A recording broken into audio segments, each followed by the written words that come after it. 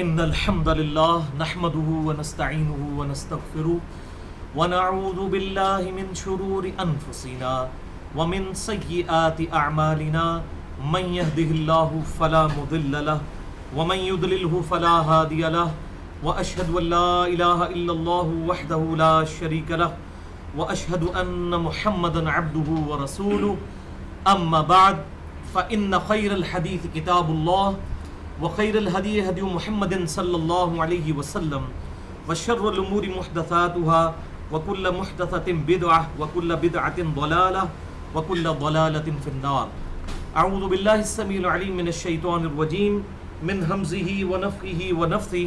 بسم الله الرحمن الرحيم. رب اشرح لي صدري ويسر لي أمري واحلل عقدة من لساني يفقهوا قولي. بسم الله الرحمن الرحيم. ان اللہ وملائکتہ یصلون علی النبی یا ایہا الذین آمنوا صلوا علیہ وسلموا تسلیما.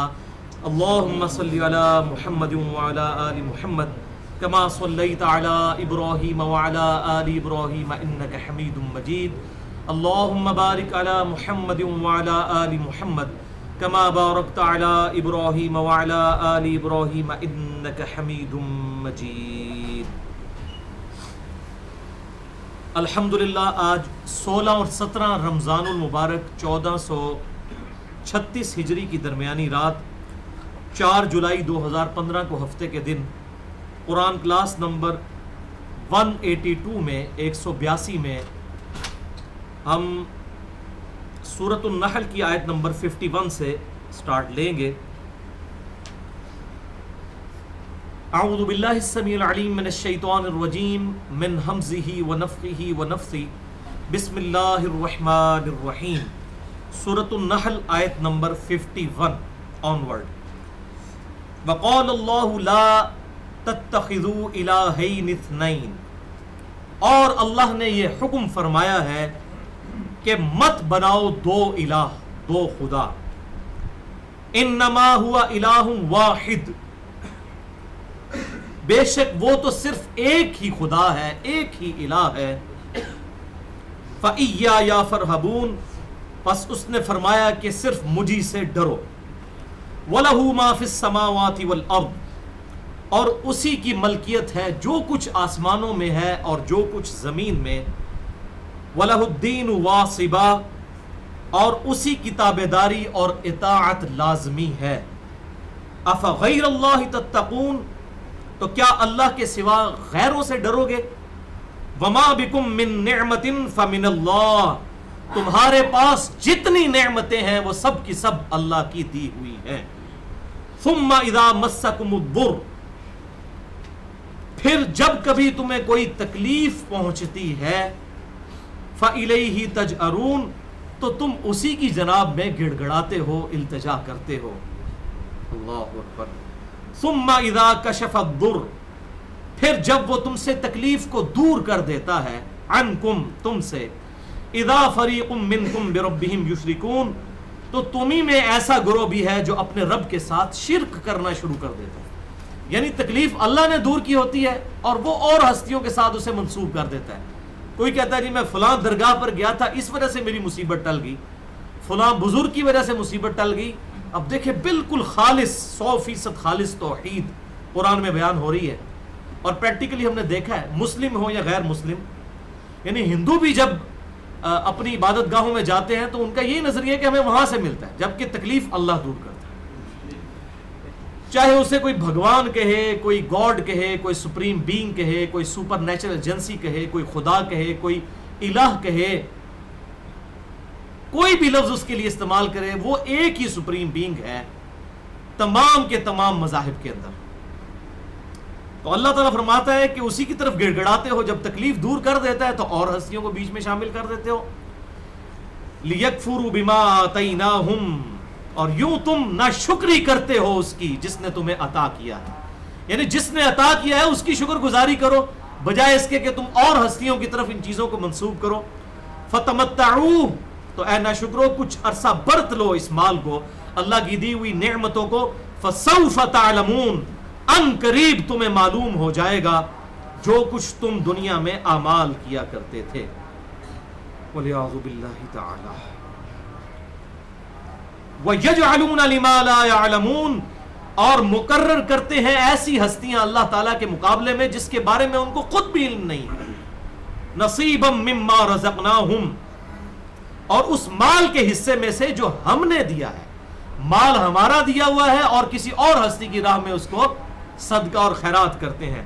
تاللہ، اللہ کی قسم، اللہ تعالیٰ خود قسم یاد فرما رہا ہے اپنی، لَتُسْأَلُنَّ عَمَّا كُنْتُمْ تَفْتَرُونَ، تم سے ضرور پوچھا جائے گا جو تم نے یہ جھوٹ باندھا ہے اپنے رب کے اوپر. اللہ تعالیٰ تمہیں ضرور پوچھے گا اس جھوٹ کے بارے میں. وَلِعَوْذُ بِاللَّهِ تعالی. بھائیو، ان آیات کے اندر سورۃ النحل کی آیت نمبر 51 سے لے کر 56 تک، یہ 6 آیات کے اندر اللہ تعالیٰ نے اپنی توحید کو بالکل خالص کر کے بڑے اسٹرانگ انداز کے اندر بیان فرمایا ہے کہ اللہ کے علاوہ کوئی بھی اور الہ نہیں ہے. اب اسی کے ساتھ کراس ریفرنس کے طور پر کچھ آیات ہیں، میں چاہ رہا ہوں یہاں پر ہی ڈسکس کر لیں. سب سے پہلے تو سورۃ الانبیاء کی آیت نمبر 22 نکال لیجئے. سورۃ الانبیاء آیت نمبر 22، پارہ نمبر یہ 17 ہے، اور آپ کے یہ بلو قرآن پاک پہ 324 نمبر پیج ہے. سورۃ الانبیاء آیت نمبر 22. لو کان فیہما آلہہ، لو کان فیہما آلہۃ الا اللہ، اگر اللہ کے علاوہ کوئی اور معبود بھی ہوتا کائنات میں، لفسدتا، تو اس کائنات کے اندر فساد برپا ہو جاتا. دو الہ نہیں رہ سکتے.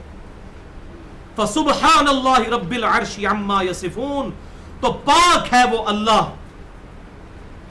عرش کا مالک ہر اس برائی سے جو لوگ اس کی طرف منسوب کرتے ہیں. یعنی ایسا نہیں ہے کہ اللہ کے ساتھ کوئی اور ہستیاں اگر شریک ٹھہرائی جاتی ہیں تو کوئی گاڈ کو ٹینشن ہو جاتی ہے اس چیز کی. گاڈ کو کسی چیز کی ٹینشن نہیں ہے. اللہ تعالیٰ کی ذات بہت بلند ہے اس شرک سے جو لوگ اس کی طرف منسوب کرتے ہیں.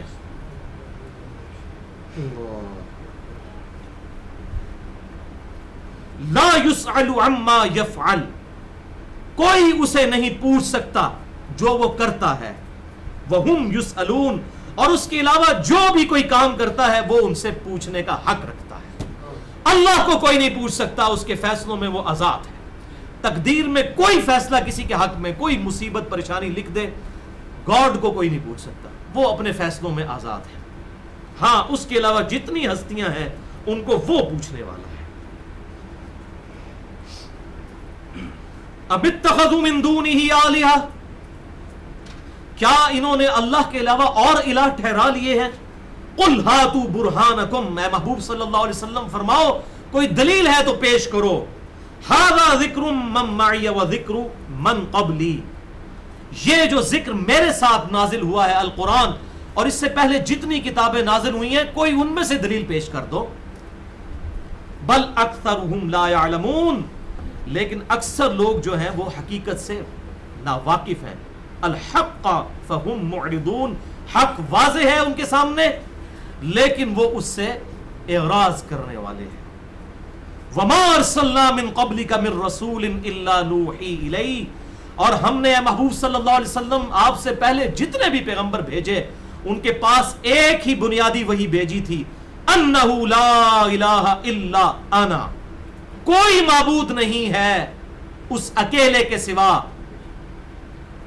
اور اللہ تعالیٰ اپنے ریفرنس سے بات بیان فرما رہا ہے، کوئی نہیں معبود سوائے میرے، بل الا انا فاعبدون، پس میری ہی عبادت کرو. یہ آگے بھی توحید کا ہی چیپٹر چل رہا ہے اس میں، لیکن یہ اتنی آیات کافی تھیں کراس ریفرنس کے طور پر سورۃ الانبیاء کی آیت نمبر 22 سے لے کر 25 تک. اب ایک اور کراس ریفرنس ہے اسی کانٹیکسٹ کے اندر، سورہ بنی اسرائیل کی آیت نمبر 42 کے اندر. سورہ بنی اسرائیل آیت نمبر 42 نکال لیجئے. آپ کے بلو والے قرآن پاک کے اندر پیج نمبر ہے 287، پہلی ہی لائن کے اینڈ سے شروع ہو رہی آیت. بنی اسرائیل 42. قل لو کان معہ الہ، اے محبوب صلی اللہ علیہ وسلم آپ فرما دیجئے کہ اگر اللہ کے علاوہ کوئی اور الہ بھی اس کائنات میں ہوتا، کما یقولون، جیسا کہ یہ کافروں کا بیان ہے، ان کا یہ کہنا ہے، اذا لابتغوا الی ذی العرش سبیلا، تو ضرور وہ الہ عرش کی طرف کوئی راستہ تلاش کرتا تاکہ اس تختہ حکومت پر قبضہ کر لے. یعنی دنیا میں جو بادشاہ ہوتے ہیں، جو بڑا بادشاہ بننا چاہتا ہے، اس کی خواہش ہوتی ہے کہ دوسرے سے اس کا تخت چھین لے. تو اللہ تعالیٰ فرماتا ہے اگر اللہ کے علاوہ اس کائنات میں کوئی اور الہ ہوتا تو اللہ کے عرش کی طرف کوئی راستہ تلاش کرتا تاکہ اس کے تختہ حکومت کو اس پر قبضہ کر لے. سبحانہ وتعالی عما یقولون، پاک ہے وہ اللہ اور بہت بلند ہے جو یہ جھوٹے الزام لگاتے ہیں اس ہستی کے بارے میں. علوا کبیرا، بہت ہی بلند ہے، بہت بڑائی والا ہے. تسبح لہ السماوات السبع والارض، تمام جتنے بھی ساتوں آسمان کے اندر ہیں اور زمین میں ہیں، ومن فیہن، اور جو ان کے اندر موجود ہے، سب اسی کی تسبیح بیان کرتے ہیں. وَإِن مِّن شَيْءٍ إِلَّا يُسَبِّحُ بِحَمْدِهِ، اور کوئی بھی ایسی چیز نہیں ہے پوری کائنات کے اندر جو اس کی حمد کے ساتھ اس کی تسبیح نہ بیان کرتی ہو. وَلَٰكِن لَا تَفْقَهُونَ تَسْبِيحَهُمْ، لیکن تم ان کی تسبیحات کو سمجھ نہیں سکتے. إِنَّهُ كَانَ حَلِيمًا غَفُورًا، بے شک اللہ تعالی حلم والا ہے اور بخشنے والا مہربان ہے. حلم ہے اس کا، ورنہ اتنا شرک ہوتا دیکھے، جیسا کہ سورہ مریم میں آتا ہے کہ قریب ہے کہ آسمان پھٹ پڑے اور زمین شک ہو جائے اور پہاڑ ریزہ ریزہ ہو جائیں. ان دعوا للرحمن ولدا، کہ لوگوں نے رحمان کے لیے بیٹا تجویز کیا. اگر آسمانوں زمین اور پہاڑوں کے کوئی احساسات ہوتے تو وہ شک ہو جاتے، پھٹ جاتے کہ اتنی بڑی گالی اللہ کو دی انہوں نے. اس کائنات کا ایک ہی الہ ہے، ایک ہی گاڈ ہے، ایک ہی خدا ہے. اسی حوالے سے ایک تیسرا کراس ریفرنس ہے سورہ المؤمنون کی آیت نمبر 91، پارہ نمبر 18 کے اندر ہے، اور آپ کے بلو والے قرآن پاک میں 349 نمبر پیج کے شروع میں. مَتَّخَذَ اللَّهُ مِن وَلَدٍ، اللہ تعالیٰ نے کسی کو اپنا بیٹا نہیں ٹھہرایا. اللہ تعالیٰ کے لیے کوئی اولاد تجویز مت کرو. وَمَا كَانَ مَعَهُ مِنْ إِلَٰهٍ، اگر اللہ تعالیٰ کے ساتھ کوئی اور الہ بھی ہوتا اس کائنات میں، اِذًا لَذَهَبَ كُلُّ إِلَٰهٍ بِمَا خَلَقَ، تو یہ تمام جو الہ ہیں یہ اپنی اپنی مخلوقات لے کر سائیڈ پہ ہو جاتے، جھگڑا پڑ جاتا ہے ان کے اندر، ڈویژن ہو جاتی کہ ہاں جی یہ پہلے آسمان کی مخلوق میری ہے، دوسری گلی تو لے جا، تیسری والی وہ لے جائے، چوتھی وہ، یہ آپس میں بندر بانٹ شروع ہو جاتی. نعوذ باللہ من ذالک، اگر کوئی ایسا بےہودہ قسم کا عقیدہ ایگزسٹ کرتا ہوتا. وَلَعَلَىٰ بَعْضُهُمْ عَلَىٰ بَعْضٍ، اور پھر بعض جو ہے بعض کے اوپر فضیلت حاصل کرنے کی کوشش کرتا. یعنی نعوذ باللہ من ذالک، ایک خدا کوشش کرتا کہ میں باقیوں کو مار کے میں بڑا خدا بن جاؤں اگر اللہ کے علاوہ کوئی اور الہ ہوتا. سبحان اللہ عما یصفون، پاک ہے اللہ اس شرک سے، ان بری باتوں سے جو اس کے بارے میں یہ منسوب کرتے ہیں. عالم الغیب والشہادہ، وہی ہے غیب کا جاننے والا اور ظاہر کا جاننے والا. فتعالی عما یشرکون، اور وہ بہت بلند ہے. اے کافرو، اے گاڈ کے منکرو، ہر اس چیز سے جو اس کو تم اس کے ساتھ شریک ٹھہراتے ہیں. تو بھائیو یہ بالکل توحید کا مقدمہ. اس حوالے سے میں نے چاہا کہ قرآن پاک کے کراس ریفرنسز پیش کر دوں. اس کے علاوہ بہت ریفرنسز ہیں، یعنی پورے قرآن کا تانا بانا ہی توحید کے گرد گھومتا ہے. اس پہ تو گھنٹوں گفتگو ہو سکتی ہے، لیکن یہ خاص طور پر 3 مقامات قرآن سے ایسے تھے جو میں نے کراس ریفرنس کے طور پر بیان کر دیے. الحمدللہ. اب آ جائیے سورۃ الانبیاء، سورہ النحل کی آیت نمبر 57 پہ واپس. وَيَجْعَلُونَ لِلَّهِ الْبَنَاتِ، اور یہ تجویز کرتے ہیں اللہ کے لیے بیٹیاں. یعنی مشرکین عرب کا یہ کانسیپٹ تھا کہ یہ جو فرشتے ہیں نا یہ اللہ کی بیٹی ہیں، اور اپنی حالت یہ تھی کہ کسی کو یہ بتایا جائے اس کے گھر بیٹی پیدا ہو گئی ہے تو وہ منہ چھپاتا پھرتا تھا، بلکہ اس کو زندہ بھی دفن کر دیتا تھا. اب ان کے اس بڑے جرم کا ذکر یہاں پہ بڑی ڈیٹیل کے ساتھ آ رہا ہے کہ یہ کیا خدا کے ساتھ محبت کرتے ہیں کہ خدا کے لیے بیٹیاں تجویز کرتے ہیں اور اپنے لیے بیٹے تجویز کرتے ہیں. وَيَجْعَلُونَ لِلَّهِ الْبَنَاتِ اور انہوں نے تجویز کر لی ہیں اللہ کے لیے بیٹیاں. سُبْحَانَهُ وَلَهُمْ مَا يَشْتَهُونَ پاک ہے وہ ذات. وَلَهُمْ مَا يَشْتَهُونَ اور وہ اپنے لیے پسند کرتے ہیں کوئی اور چیز یعنی کہ بیٹے. وَإِذَا بُشِّرَ أَحَدُهُمْ بِالْأُنْثَى اور ان میں سے جب کسی کو لڑکی کی پیدائش کی خوشخبری دی جاتی ہے کہ تیرے گھر لڑکی ہوئی ہے بیٹی ہوئی ہے وَاللَّهُ وَجْهُهُ مُسْوَدًّا تو غم کے مارے اس کا چہرہ سیاہ پڑ جاتا ہے.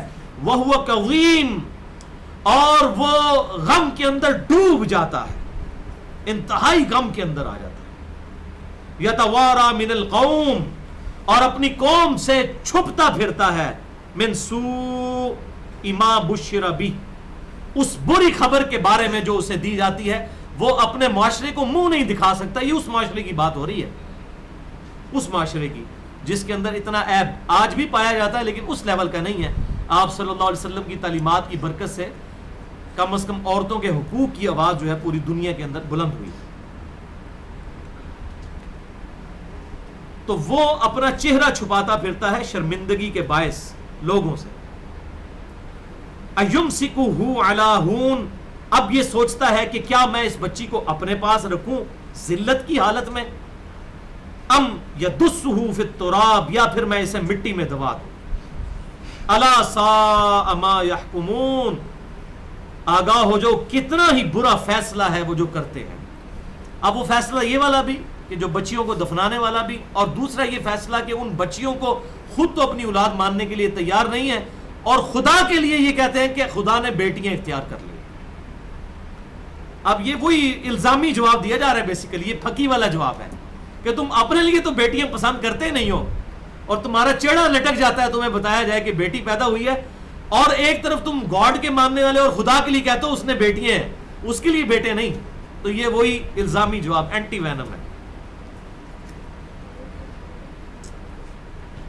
لِلَّذِينَ لَا يُؤْمِنُونَ بِالْآخِرَةِ مَثَلُ السَّوْءِ ان لوگوں کے لیے جو آخرت پر حقیقی ایمان نہیں رکھتے بڑی بری مثالیں ہیں, بڑی بری صفات ہیں ان کی.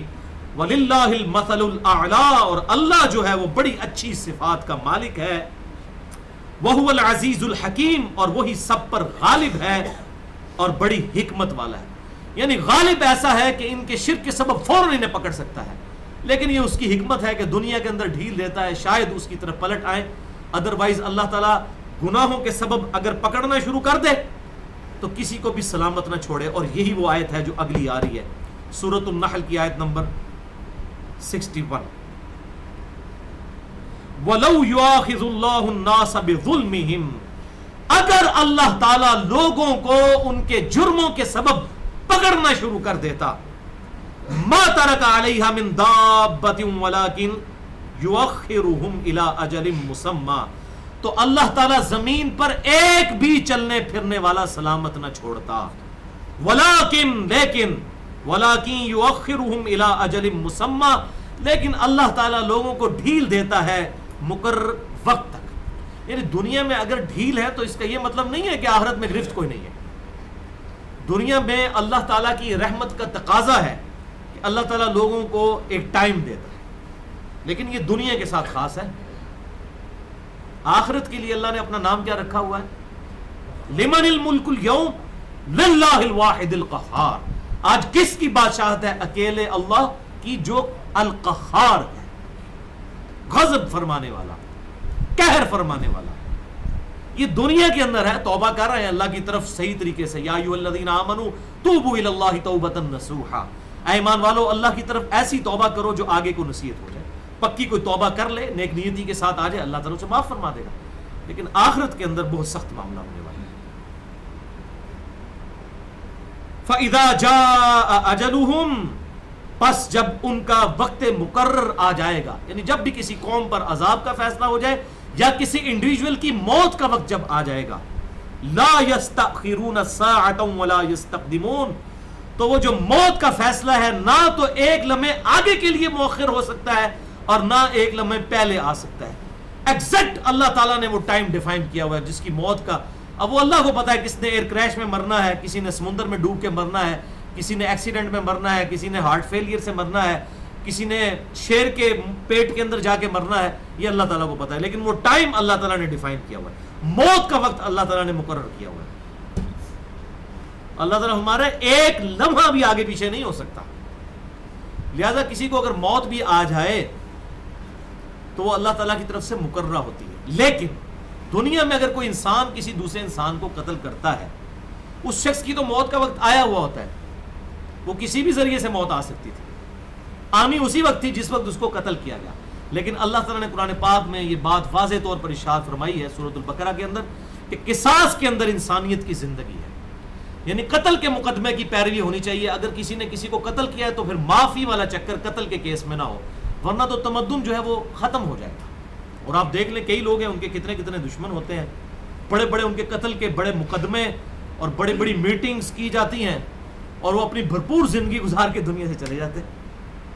اگر پکڑنے بھی ہو, اگر کوئی کسی کو مارنے پر قادر ہی ہو تو اس کو بھی مار لیں, زندگی گزار جاتے ہیں لوگ. لیکن جب کوئی قتل کرے گا تو اس کے مقدمے کی پیروی ہوگی. وہ میرا مسئلہ نمبر 28 ریکارڈ ہے قتل مسلم کی سزا کے اوپر اور خودکش حملوں کی شرعی حیثیت پہ. وَيَجْعَلُونَ لِلَّهِ مَا يَكْرَهُونَ, اور تجویز کرتے ہیں اللہ کے لیے بیٹیاں جنہیں یہ خود کراہت کے ساتھ دیکھتے ہیں, خود تو ناپسند کرتے ہیں. وَتَصِفُ أَلْسِنَتُهُمُ الْكَذِبَ, اور بیان کرتی ہیں ان کی زبانیں جھوٹ. کب جھوٹ بیان کر رہی ہوتی ہیں؟ جب وہ کہتے ہیں أَنَّ لَهُمُ الْحُسْنَى, کہ ہمارے لیے تو بھلائیاں ہی بھلائیاں ہیں. یعنی دنیا میں ہمیں اللہ نے اتنا کچھ دیا ہوا ہے, آخرت میں بھی ہمیں ہی ملے گا. یہ مشرکین عرب نبی صلی اللہ علیہ وسلم کے صحابہ کو ٹونٹ کرتے تھے, تانا دیتے تھے کہ تم دنیا میں بھی غریب ہو, آخرت میں بھی غریب رہو گے. آخر اللہ نے ہمارے اندر کچھ دیکھا جو ہمیں اتنی دولت دی ہے. تو اللہ تعالیٰ کے نزدیک تو اس کی کوئی اہمیت نہیں ہے. اللہ تعالیٰ فرماتا ہے یہ جھوٹ بول رہے ہیں کہ آخرت کے انہوں نے ٹھیکہ لے لیا ہے. دنیا میں تو اللہ نے آزمائش رکھی ہوئی ہے, کسی کو دے کر آزمایا, کسی سے لے کر آزمایا.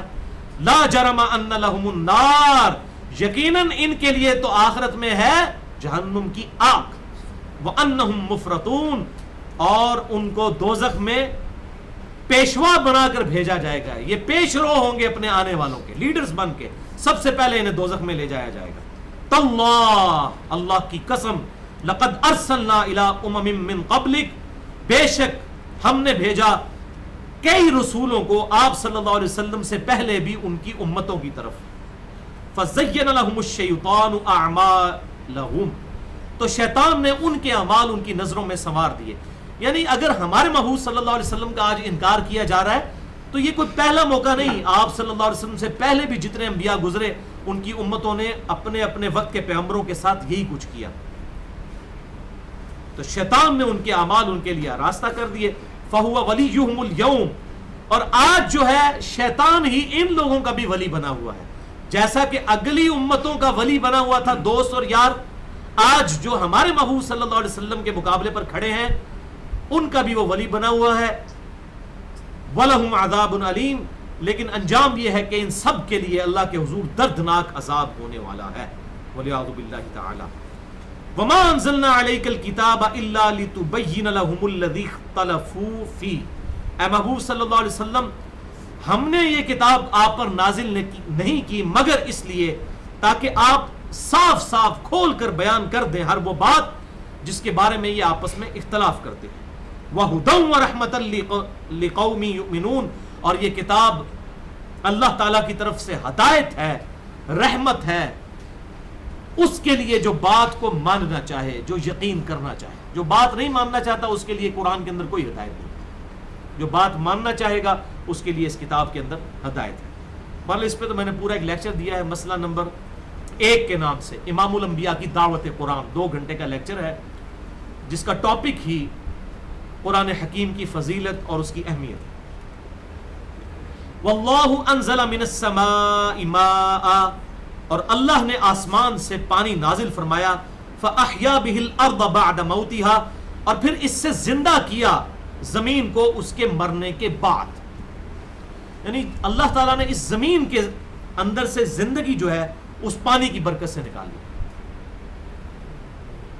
ان فی ذلک لآیۃ لقوم یسمعون، بے شک اس میں ہے نشانی، ان کھلی نشانیوں کے اندر اللہ تعالیٰ کی طرف سے نشانی ہے ان لوگوں کے لیے جو سنتے ہیں۔ اب دیکھیں، سنتے تو سارے ہیں، سوائے چند ایک کوئی بہرے ہوں گے، باقی تو سب سننے والے ہیں، لیکن اللہ تبارک و تعالیٰ کے نزدیک سننے والا وہ ہے جو بات کو سن کر اس سے عبرت بھی حاصل کرے، اپنی اصلاح بھی کرے۔ سننے کا سا سنے، یہ نہیں ہے کہ بس اس کان سے سنا اور اسی سے باہر نکال دیا، ادھر سے نہیں ادھر سے ہی باہر نکال دیا، شاید کوئی دو دماغ میں باتیں بیٹھ ہی نہ جائیں۔ انما یستجیب الذین یسمعون، بے شک حق بات وہی قبول کرتے ہیں جو بات کو سن لیتے ہیں۔ والموت یبعثہم اللہ، اور جو مردے ہیں اللہ تعالیٰ نے ان کو مردوں سے تشبیہ دی ہے جو بات سنتے نہیں ہیں۔ سورۃ الانعام آیت نمبر 36 ہے یہ۔ ان کو تو اللہ تعالیٰ قیامت والے دن اٹھائے گا، لیکن اس دن کوئی فائدہ نہیں ہے۔ اس دن پھر وہ کیا کہیں گے؟ وقالوا لو كنا نسمع ونعقل ما كنا في اصحاب السعیر، دوستی کہیں گے کاش ہم نے دنیا میں اپنی عقل استعمال کی ہوتی اور بات ہم نے کان لگا کے سن لی ہوتی تو آج ہم دوزخ میں نہ ہوتے۔ فاعترفوا بذنبهم، تو اللہ تعالیٰ فرمائے گا انہوں نے اپنے اصلی جرم کا اعتراف کر لیا ہے۔ فسحقا لمن اصحاب السعیر، تو ان پھٹکار ہو ان لوگوں کے اوپر، ان دوستیوں کے اوپر، اب ان کے لیے کوئی جائے پناہ نہیں ہے۔ فسحقا لاصحاب السعیر۔ اب پھر اللہ تعالیٰ کی قدرت کی چند بڑی بڑی نشانیاں، فزیکل فینومینا آف نیچر، التذکیر بآلاء اللہ، اللہ کی قدرت کی بڑی بڑی نشانیاں جو اس زمین کے اندر موجود ہیں، ان کے ذریعے اللہ تبارک و تعالیٰ نے ترغیب دلائی ہے۔ وَإِنَّ لَكُمْ فِي الْأَنْعَامِ لَعِبْرَةً، میں نے سورۃ النحل کے شروع میں یہ تعارف میں بات بتائی تھی کہ اللہ تعالیٰ کے جو فزیکل فینومینا آف نیچر ہیں، قدرت کے جو قانون ہیں بڑے بڑے، اس کا سب سے بڑا گلدستہ اس سورت کی فارم میں جو ہے وہ سورۃ النحل اور سورہ الروم ہے۔ تو اب دیکھ لیں، پہلے بھی ذکر ہوا کئی قدرت کی نشانیوں کا، اب کچھ مزید امپورٹنٹ نشانیاں قدرت کی آ رہی ہیں۔ وَإِنَّ لَكُمْ فِي الْأَنْعَامِ لَعِبْرَةً، اور بے شک تمہارے لیے مویشیوں کے اندر عبرت ہے، یعنی اس سے نصیحت پکڑو۔ اللہ نے کتنی بڑی دولت دی ہے یہ مویشی، مویشی چاہے گائے ہو، بھینس ہو یا بھیڑ ہو، بکری ہو، اونٹ ہو، جتنے بھی مویشی ہیں۔ نسقیکم مما فی بطونی، ہم تمہیں پلاتے ہیں ان کے پیٹوں کے اندر سے، من بین فرث و دم، اور وہ ایسی چیز ہے جو خون اور گوبر کے درمیان سے نکلتی ہے ان کے پیٹ میں سے، ان مویشیوں کے۔ لبنا خالصا، خالص دودھ، سائغا للشاربین، اور یہ بڑا ہی خوش ذائقہ ہوتا ہے پینے والوں کے لیے۔ آپ ذرا دودھ کو امیجن کریں، آپ ایون جب دودھ دویا جاتا ہے نا تو بھینس یا گائے کے جو تھن ہیں نا ان کو آپ کاٹ کے بھی دیکھیں، اس میں سے خون اور گوبر ہی نکلے گا، دودھ نہیں نکلے گا، وہ اسی وقت بن کے اس میں سے نکل رہا ہوتا ہے۔ ایسا کوئی کیمیکل ریئیکشن ہے، اور آپ دیکھ لیں یہ دودھ پروڈیوس نہیں کیا جا سکا کیمیکلی، جو آپ کو خشک دودھ بھی ملتا ہے یہ بھی اسی دودھ کو ہی کیا جاتا ہے، خشک کر کے تو پیکٹس کی فارم میں پیک کیا جاتا ہے۔ باقیوں کو تو دودھ وہ کہہ ہی نہیں سکتے، اس کو وائٹنر کہتے ہیں، دودھ نہیں کہہ سکتے، مقدمہ ہو جائے گا عدالت میں اگر اس کو دودھ کہیں گے۔ یہ اللہ تعالیٰ نے ایسی چیز بنائی ہے، اور اس کی ایک بڑی امپورٹنس انسانیت کے لیے یہ ہے کہ پوری کی پوری انسانیت دودھ کے اوپر چل رہی ہے۔ ہم تو یہ دیکھتے ہیں دودھ نہ پیا، چائے نہ پی تو کیا بنے گا۔ آپ نے کبھی غور کیا یہ چھوٹے بچے تو بڑے ہی دودھ کی وجہ سے ہوتے ہیں، یعنی کوئی انسان بڑا ہی نہ ہو اگر دودھ ختم ہو جائے دنیا سے، وہ دودھ کے علاوہ کوئی اور خوراک کھا ہی نہیں سکتے۔ اور یہ دودھ ہے جو پرفیکشن والی غذا ہے، لیکوڈ ہونے کے باوجود ایک پرفیکٹ غذا ہے۔ پوری انسانیت دودھ کے اوپر چل رہی ہے، انسان کو چھوڑ دیں، اس کے علاوہ جتنے میملز ہیں سب کے سب دودھ کے اوپر چل رہے ہیں۔ اگر کوئی اپنے بچے کو دودھ نہ بھی پلائے تو بھینس یا گائے کا دودھ ہی پلائے گا یا خشک دودھ پلائے گا، پلانا دودھ ہی ہوگا۔ تو یہ دودھ بہت بڑی چیز ہے، اور اللہ تعالیٰ فرماتا ہے خوش ذائقہ ہے پینے والوں کے لیے۔ اب جو دودھ کے شوقین ہیں ان کے لیے بہت فائدہ مند چیز ہے، اور ان کے لیے خوش ذائقہ بھی ہے۔ اور نہ بھی ہو، بعض لوگ جو ہیں ان کو ڈائریکٹ دودھ اتنا پسند نہیں ہوتا، یعنی کہ مثلا مجھے دودھ اتنا اچھا نہیں لگتا پینے میں، خوشگوار نہیں لگتا، لیکن دودھ کی بنی ہوئی جتنی چیزیں وہ پسند ہیں، دہی ہو، قلفہ ہو جائے، فالودہ ہو جائے، دودھ پتی ہو جائے، فیوریٹ مشروب جو ہے وہ دودھ پتی، اب یہ دیکھیں یہ دودھ کے اندر اللہ تعالیٰ نے کتنی طاقت رہا. آپ کو دودھ ویسے بھی نہیں جو بچے بڑے ہوتے ہیں دودھ سے نفرت کرنا شروع کر دیتے ہیں, لیکن دودھ کے ساتھ ہمارا تعلق ہمیشہ رہتا ہے, کبھی چائے کی فارم کے اندر, کبھی آئس کریم کی فارم کے اندر, اور کبھی دہی کی شکل کے اندر, کبھی بلائی کی شکل کے اندر, اتنی ساری چیزیں ہیں. اور پھر پرانے زمانے کے اندر تو یہ بات کی جاتی تھی, اب بھی گاؤں ایریا کے اندر, کہ پائری جی دے گھر مجھ ہوئے نا, یہ گاؤں ہوئے ادھا رزق وہ دے گھر ہوتا ہے. جس کے گھر بھینس یا گائے ہو تو آدھا رزق, اسی کے دودھ کو استعمال کرتے ہیں, پھر اسی دودھ کے ساتھ مکھن بنتا ہے, اسی سے گھی بھی بنتا ہے, اور پھر اس کے گوبر کو جو ہے وہ ایز این ایندھن بھی استعمال کیا جاتا ہے. تو یہ اللہ تبارک و تعالیٰ نے کیسی نعمتیں بنائی ہیں جو آج تک اسی طریقے سے ویلڈ ہے الحمدللہ. بلکہ بخاری اور مسلم کی متفق علیہ حدیث ہے کہ قرب قیامت میں فتنوں سے وہی شخص بچے گا جو اپنی بھیڑ بکریاں لے کر کسی اوپر والی جگہ پر چلا جائے گا اور اپنی کاشتکاری کر کے تو گزارا کرے گا. اور آج سائنس بھی یہی کہہ رہی ہے, یعنی یہ سائنٹسٹ کہتے ہیں اگر یہ تیسری جنگ عظیم ہو گئی تو دنیا میں ایسی تباہی پھیل جائے گی کہ صرف وہی لوگ بچیں گے جو اپنا اگائیں گے اور کھائیں گے اور اپنی بھیڑ بکریاں ان کے پاس ہوں گی, اس سے اپنا رزق حاصل کریں گے, ورنہ تو ہر چیز ختم ہو جائے گی. اس لحاظ سے ہمارا ملک پاکستان, یہ سب کانٹیننٹ کا پورا ایریا جو ہے یہ بہت بڑی نعمت ہے. اور آپ نے کبھی غور کیا ہے کہ دنیا کی تقریباً آدھے سے زیادہ آبادی اس ایریے میں ہے؟ اس کی وجہ یہی ہے کہ دنیا نے صدیوں سے یہ چیز لرن کیا ہے کہ رہنے کے لیے سوٹیبل جگہ یہ سارا سب کانٹیننٹ کا ایریا ہے, کیونکہ یہاں سے زمین کے اندر سے فصلیں نکلتی ہیں. یہ فصلیں اب عرب ملکوں میں تو نہیں نکلتی, وہ تو پیسے دے کے ہم سے گندم خریدتے ہیں. تو اگر ان کی وہ مصنوعات لوگ نہ بھی استعمال کریں, تیل گاڑیاں کھڑی بھی ہو جائیں تو انسان پھر بھی زندہ رہیں گے, لیکن زمین اگر اگانا چھوڑ دے تو کوئی زندہ نہیں رہ سکتا. تو جب یہ صورتحال بن جائے تو ٹیکنالوجی کو کھا تو نہیں سکتا, صرف وہی ملک بچیں گے. رشیا تباہ اسی لیے ہوا کہ وہ اپنا اگا کے کھا نہیں سکتے تھے. تو اس لحاظ سے یہ سب کانٹیننٹ کے جو ملک ہیں, انڈیا, پاکستان, بنگلہ دیش, یہ چائنا, یہ وہ ملک ہیں جن کی زمین اگاتی ہے. ساری ٹیکنالوجیز ختم بھی ہو جائیں تب بھی یہاں کے لوگ اگا کے اپنا کھا کے گزر بسر کر سکتے ہیں. اور یہ بہت بڑا ایسٹ ہے زراعت. اگر ہماری حکومتیں اور ہمارے لیڈرز اس کی طرف توجہ دیں تو یہ ملک جو ہے وہ لیڈنگ اکانومی دنیا کے اندر بن سکتے ہیں. ومن